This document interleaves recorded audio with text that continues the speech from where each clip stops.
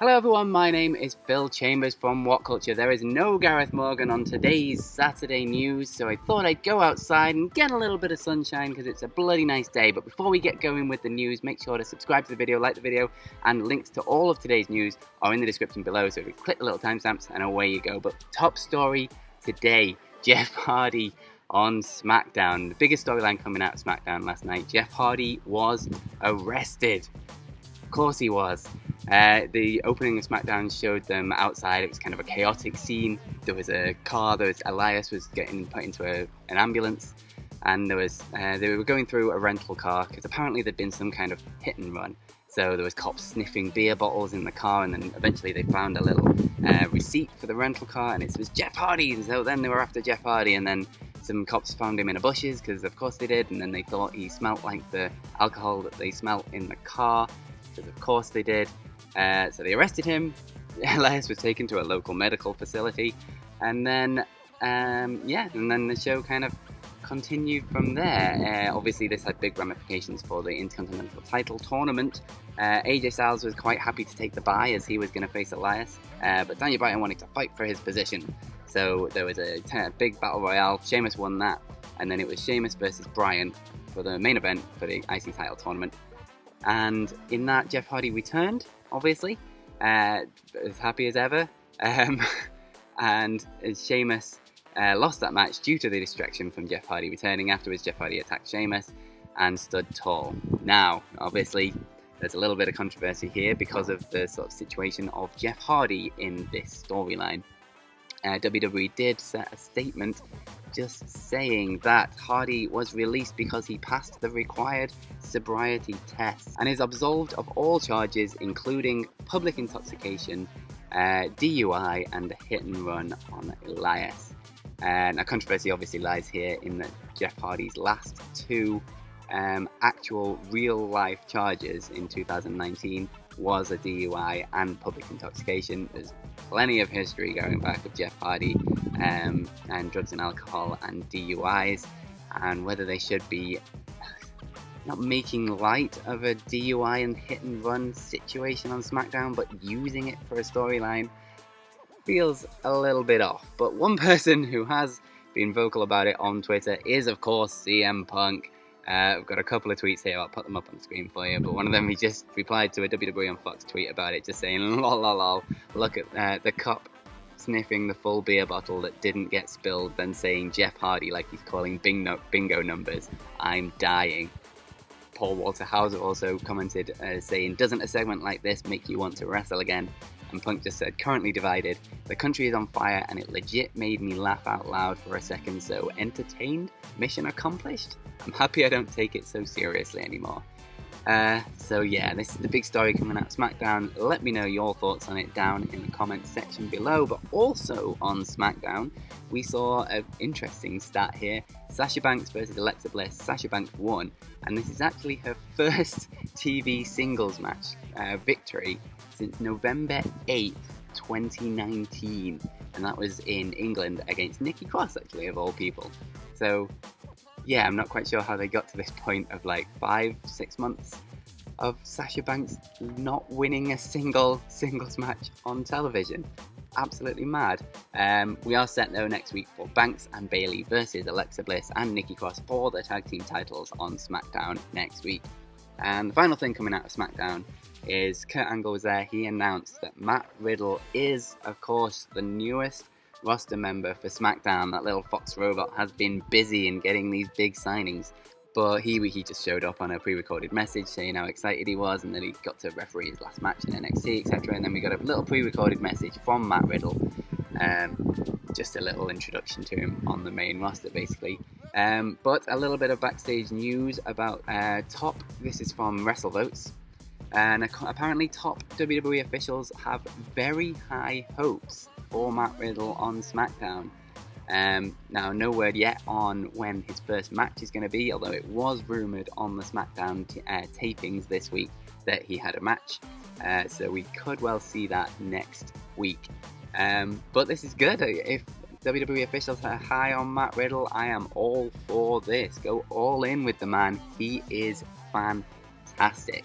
Next up, you might remember back in August of last year, Ric Flair filed for some trademarks for The Man as soon as WWE started using it for Becky Lynch, claiming that it's his intellectual property, and obviously he's been using it back since 1979, I think it was.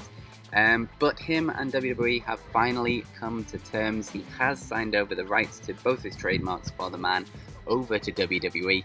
Now, there was some discussions about his contract status in WWE, so whether this is a tie into it. I assume he's probably done quite well out of this, you have to imagine. But that's it, they have come to terms, so there's no more legal issues between them. Next up, I have news on another release from WWE, this time from the writer's room. WWE writer Chris DeJoseph has been released for a second time now.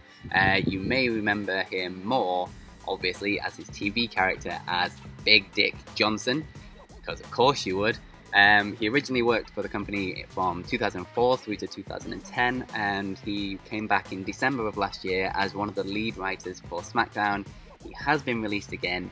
Figure 4 Wrestling Online saying that there's no other details are available at this time, but as soon as we know more about this, we will be sure to let you know. Now, the final bunch of stories are all from the Wrestling Observer newsletter that came out yesterday, so I'm just going to kind of quick fire through them all as we go along. The first one is about Samoa Joe. He is not cleared to return as of yet, but interesting news about his commentary position in WWE. He is now kind of considered as the permanent replacement for Jerry Lawler on commentary. Dave Meltzer of the Wrestling Observer notes that when he is cleared to return, he could stay on as an announcer, and then they could build angles around that. They've obviously done this before with the likes of JBL and Michael Cole, so they like doing things like this, and it may lead to a bit of a limited in-ring comeback for Samoa Joe, who knows. But he also notes in the newsletter that obviously things can change. They do have roster depth issues at the minute, and if they feel like he's in a better position to be in-ring talent, they will obviously go down that route. But just an interesting look into what they obviously think of Samoa Joe on commentary. I think he's been absolutely brilliant, and they are obviously high on this, but also good just in terms for Joe in sort of career longevity. If anything does happen in ring, obviously I want to see him come back in the ring, because he's just an absolutely phenomenal talent, and they have not even scratched the surface of what he can do for them on the main roster.